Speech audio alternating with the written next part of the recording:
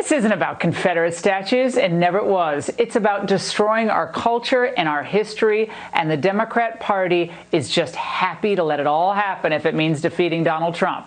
Here to respond to the silence from his colleagues is Missouri Senator Josh Hawley. Senator, it shouldn't be a hard question to answer. It's kind of a yes or no deal with a short explanation, but they all cowed and decided to hide. Reaction.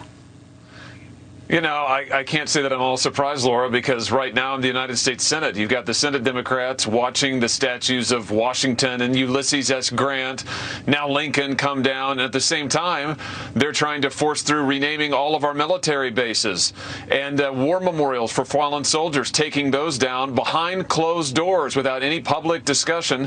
This is their agenda. This doesn't have anything to do with pursuing justice or unifying the country. This is all about sheer political gain, political calculation, and trying to satisfy the cancel culture that they are pushing forward. And I tell you what, Laura, it's a mistake. It's dividing the country. It's the wrong thing to do.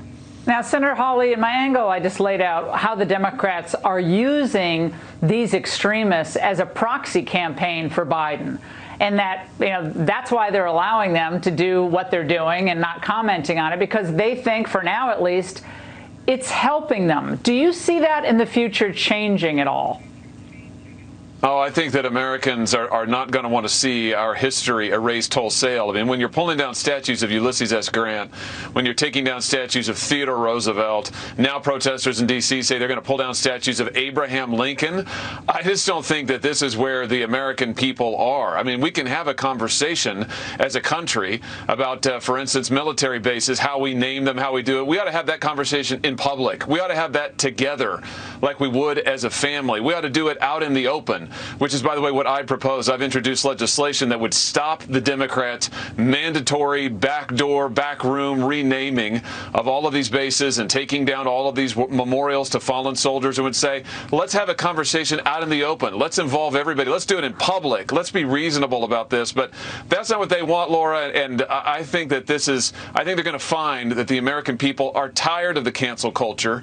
They're tired of the woke mob, and they want to hold on to who we are together and to find common ground. Well, I think they want an end to this madness, and so far, a lot of your colleagues seem to be hiding as well. They'll issue a Twitter statement every now and then, but I haven't seen a lot of leadership from many Republicans on the Hill other than you on this.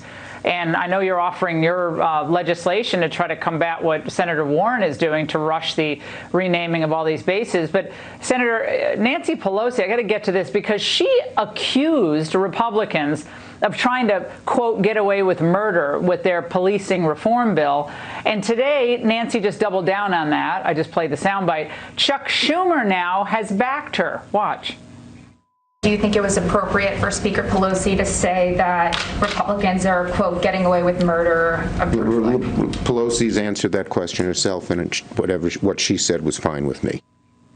What she said is, I'm not apologizing, and that's what I believe, despite the fact that the legislation was offered by Senator Tim Scott, African-American senator. They don't want any even debate on this, Senator Hawley. Yeah, and last week, Laura, when Senator Scott put forward his proposal, the Democrats took to the Senate floor and they called it a token. Which, Senator Scott pointed out is a word that, is sometimes used about African Americans, and not in a very nice way. They know exactly what they're doing. They're fine playing the race baiting game when it's against Republicans. They're fine using that kind of language as it relates to Senator Scott, which is absolutely abhorrent and ridiculous. And this is all about politics. They want what they think is an issue that they can take to, I guess, the people who they think are a key part of their voting coalition, which is this woke mob and the cancel culture, which these Democrats are pushing forward and embracing. And I say again, Laura, I think the American people are tired of this. I think they want to have a conversation together like adults, and they want to find common ground, and that's what we should be trying to do.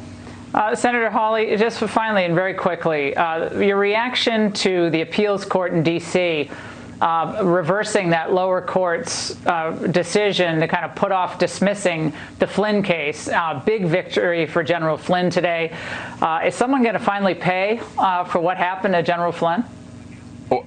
Well, I tell you what, Laura, we need to get to the bottom of it. I mean, Congress, the United States Senate has a job to do here, the Judiciary Committee, in figuring out how in the world this case, this Flynn case, where you had the FBI, the career FBI folks say, there's nothing here, we should move on, and then the Obama White House gets involved, and all of a sudden they're going gangbusters after Flynn. Same thing with the FISA court, where you've got the FBI trying to go lying to the FISA court to get a warrant to tap the Donald Trump presidential campaign in the middle of an election. I mean, what is going on here? What is going on at the FBI? What was the Obama White House's involvement? These are the things we need to find out, and people do need to be held accountable. All right, Senator Hawley, great to see you tonight. Thanks so much. Thank you.